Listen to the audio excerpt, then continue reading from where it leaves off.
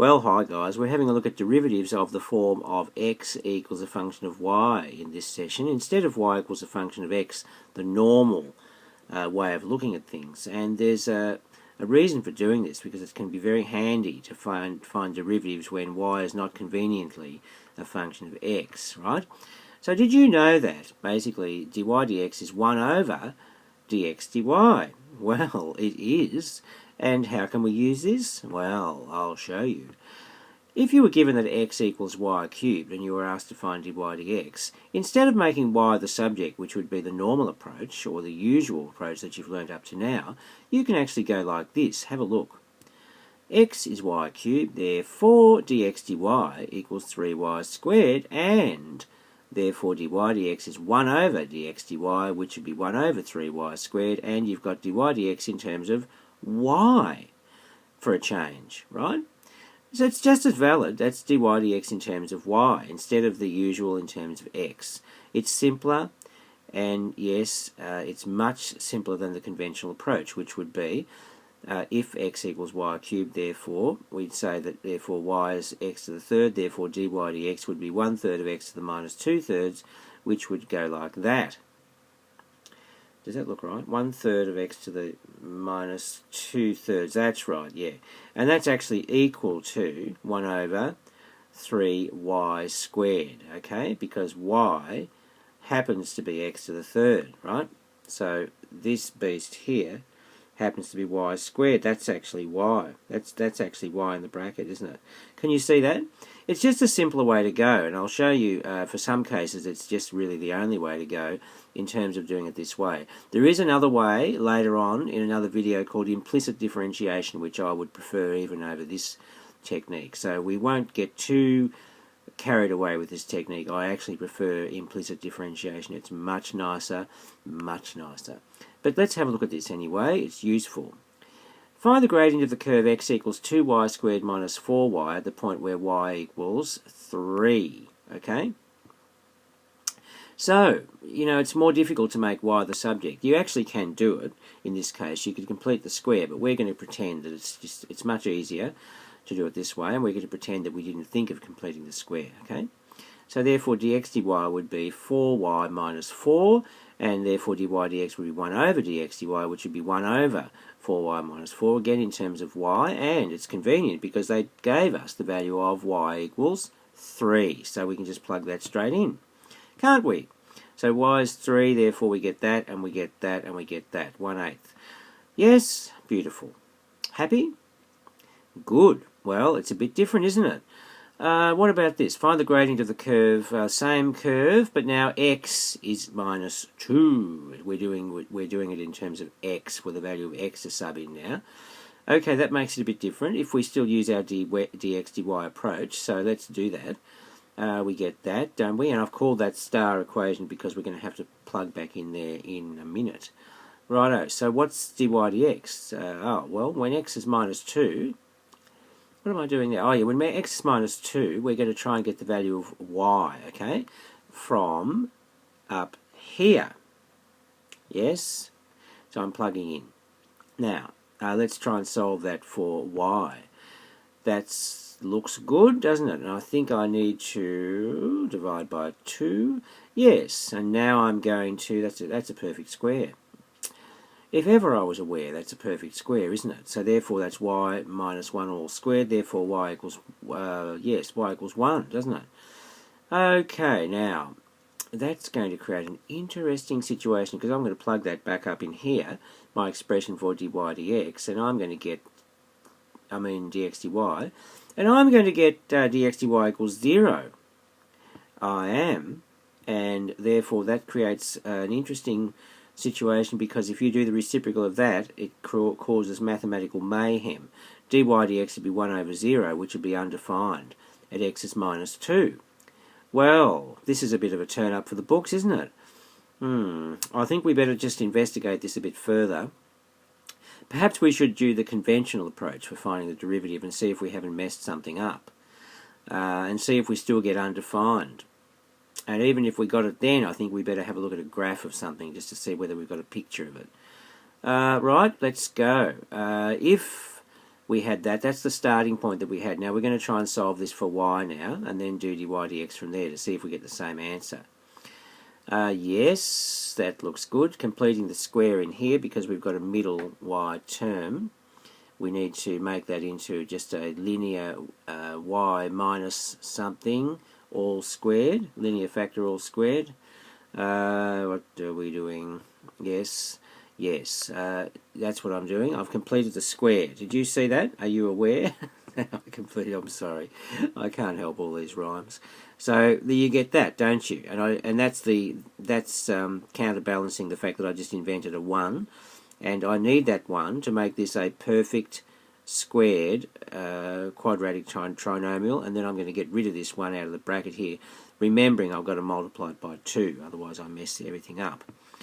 Yes, very good, and that's the next line, isn't it? Yes, therefore y minus 1 squared would be that. That's true, and therefore y minus 1 would be that, and therefore y would be that, right? Wouldn't it? Indeed it would. Now, so therefore dy dx, oh gracious heavens, look at that. Yes, that looks right. It's something to the half, so therefore it's a half of the other thing to the minus a half times the chain rule thing in here. So that's derivative of half x is just a half, so that looks right, doesn't it? Alright, a bit traumatic, but okay. Just cleaning that a little bit, we've got that. Yes, looks like it. So that looks like dy dx. Now we've got to check whether it comes out to be undefined, don't we? Because we knew that x was, well, it was minus 2, wasn't it? Oh yes, I can see that's undefined as everything. If ever I've seen an undefined thing, that's it. So yes, look. Yeah, that's right. Well, yes, I just stuck a little 4 there. I forgot to put the 4 in, okay? Now, alright, so that looks like it's well and truly undefined. So that confirms what we got over here, doesn't it? The undefined thing over here. So that's checking out alright. So, yes, undefined for sure. So, does this make sense graphically? Alright, oh, that's the thing. That's the last thing. I always think a picture's worth 1,000 words, so why don't we check out the graph, yeah? And see whether this does actually make sense, instead of looking at all these numbers on a page. So, if x is 2y squared minus 4y, okay, we're imagining a graph, if you like, if we're expressing x as the dependent variable, y being the independent variable. Let's just have a bit of fun and imagine if the y was on the horizontal axis for a moment and x was on the vertical axis. It comes to that, wasn't it? Doesn't it? Yes, and therefore the y-intercepts on a horizontal axis, if you like, would be 0 and 2, wouldn't they? Yes. So the turning point of an x on the vertical axis as the dependent variable and y on the horizontal axis as the independent variable would be halfway between those y-intercepts, because it's a quadratic, and that would be at y equals 1, right? So therefore dx dy would be 0, that's the stationary point, right? The vertex where y equals 1. Yes, you get what I mean? Now if we consider it the other way around, making y on the vertical axis and x on the horizontal axis, we would get dx dy, or I don't mean dx dy, I mean dy dx would be undefined, because it would be 1 over 0, right, when y was 1. So that checks out, doesn't it? It does check out. So if you're not convinced now, ladies and gentlemen, I will show you the graph, right? Here it comes. Oh, this is just the process. The process first, before we do the graph. With CAS, how would we do all this? We'd go, there's the function defined. I've done it in that step there. Now I'm basically expressing it in terms of x. So I go solve f1 of y equals x for y. There we go, look. Now there's 2 of them. There's this one and there's this one, right? That's right. Because you remember, if we had x equals y squared, if you solve that for y, you're going to get plus or minus a root x-y thing. Yes, that's right. So that's what you get. Now what I've done here is I've done the derivative of which one? Just one of them. I think I did the derivative, of this one, right? Just that one. and I get that. Now I'm going to substitute in that value of x that we got, which was -2, and you can see sticking out a mile. Look, if x is -2, that's going to be 0. The whole thing is going to be undefined, isn't it? So that does make sense, yes? So there, that's the top. Oh, I'm just substituting these in as different functions of x now. That's the top half of the square rooty thing, f2 of x. I'm putting that as f2 of x. This is the bottom half. That's I've called that f3 of x, yes. And what I've tried to do there is I've just done the derivative, if you like, the derivative of this one when x is -2. But you could see from the previous screen it was going to work out to be undefined anyway, as I showed you. And it says it's definitely undefined, yeah? Okay. Yes, the gradient's undefined when x is -2. Confirm. Now I think we've got a graph, an actual graph over here of these two. That's why I put them in the calculator. So I'm going to graph f2 of x and f3 of x, and hopefully we'll see it's undefined when x is -2. Okay, and there it is. There's f2 of x. There's the top half of the square rooty thing. There's f3 of x, which is the bottom half of the square rooty thing, and they actually meet when x is -2 and y is 1, at which point the gradient is definitely undefined because it's a vertical little bit there, yeah? Yeah, where it's momentarily vertical and therefore the gradient's undefined. So that does make sense. It does make sense. So we got it right, guys. But what the main aim here in this video was to show you how to find dy dx if you want to do it the roundabout way, or the more convenient way. If x is a function of y, you can do dx dy and then take the reciprocal, and that'll be dy dx in terms of y.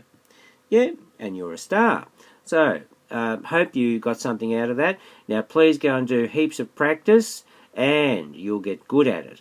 But remember, implicit differentiation's coming along later in this video series on differentiation and all related topics, and that'll be a real blast. You'll get a lot out of that, which in many respects makes this particular video a little bit superfluous, but it's useful to go through the exercise anyway. Okay, we'll see you next time. Bye.